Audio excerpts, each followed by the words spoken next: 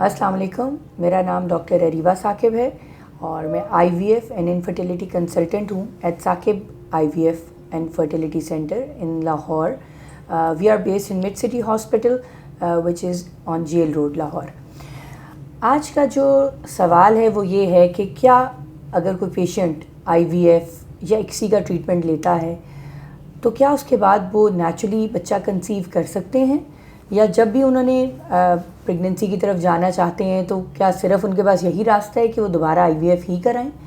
ये बहुत ज़्यादा सवाल हमसे पूछा जाता है कि अगर हम एक दफ़ा IVF करा लेंगे तो क्या हमें हर दफ़ा इसी रास्ते जाना पड़ेगा. इसका जवाब है नहीं, क्योंकि IVF के प्रोसीजर में हम कोई ऐसी तब्दीली जिस्म के अंदर नहीं लाते जिसके अंदर आप नेचुरली कंसीव ना कर सकें. कुछ वजूहात ऐसी होती हैं जिनकी वजह से IVF पे जाना पड़े, और वो ऐसी लेट्स से कि अगर कोई खातून है और उसको IVF पे इसलिए जाना पड़ रहा है कि उसकी दोनों ट्यूब्स बंद हैं, तो ऐसी सूरत हाल में तो हम कह सकते हैं कि जी अनफॉर्चुनेटली जब भी जाना पड़ेगा उनको IVF के थ्रू ही जाना पड़ेगा, क्योंकि ये मसला खातून में है, ऑलरेडी है, और ये IVF की वजह से इंट्रोड्यूस नहीं हुआ. ठीक है ना, जो कॉज है, जो जिस तकलीफ़ से वो खातून गुजर रही हैं उसकी वजह से IVF पे जाना पड़ रहा है, ना कि it's the other way round कि IVF की वजह से उनको हर दफ़ा उसकी वजह से IVF कराना पड़ेगा.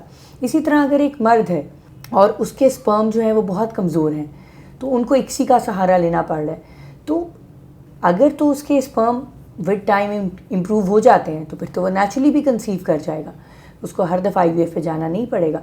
लेकिन हाँ, अगर दोबारा उसकी रिपोर्ट कमज़ोर ही आती है एक IVF के बाद, लेट्स से अल्लाह उनको औलाद से नवाजता है और उसके बाद वो दोबारा कोशिश करते हैं कि नेचुरली कंसीव कर जाएं, तो अगर उनके स्पर्म बेहतर हो जाते हैं तो वह नेचुरली कंसीव कर सकते हैं, इसमें कोई दिक्कत नहीं है. लेकिन अगर अनफॉर्चुनेटली नहीं बेहतर होते हैं फिर उनको दोबारा IVF पे जाना पड़ेगा. लेकिन IVF के थ्रू कोई ऐसी तब्दीली खातून के जिस्म में नहीं इंट्रोड्यूस होती जिसकी वजह से वो नेचुरली कंसीव नहीं कर सकती. IVF का अगर हम प्रोसीजर देखें, प्रोसेस देखें, तो उसके अंदर पहला स्टेप होता है इंजेक्शंस लगते हैं खातून को, जिसके अंदर हम इंजेक्शन इस वजह से लगाते हैं कि हम चाह रहे हैं कि उसके फॉलिकल्स अच्छे बने. ये मैं आपको एक पिक्चर की मदद से समझाती हूँ. IVF के इलाज के अंदर अगर आप इस तस्वीर को देखिए तो पहला स्टेप है कि हमने टीकों की मदद से दोनों अंडेदानियों के अंदर ये फॉलिकल्स बनाने हैं. इन फॉलिकल्स के अंदर अंडे बन रहे होते हैं. सेकंड स्टेप ये होता है कि जब ये बन जाते हैं हम इनको जिस्म से बाहर निकाल लेते हैं, इन अंडों को. ठीक है, अब आप अगर देखें तो इस इलाज में हमने किसी चीज़ को डिस्टर्ब नहीं किया, हमने सिर्फ अंडे बाहर निकाले हैं.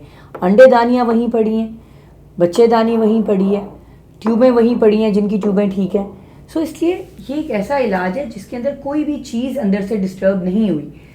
बाद में प्रेगनेंसी नॉर्मली आराम से हो सकती है, क्योंकि अंडेदानियाँ अंडे प्रोड्यूस करती रहेंगी, उनको अगर ट्यूबें ठीक हैं वो ट्यूबों के अंदर अंडे जाते रहेंगे और प्रेगनेंसी यूट्रस के अंदर होती रहेगी.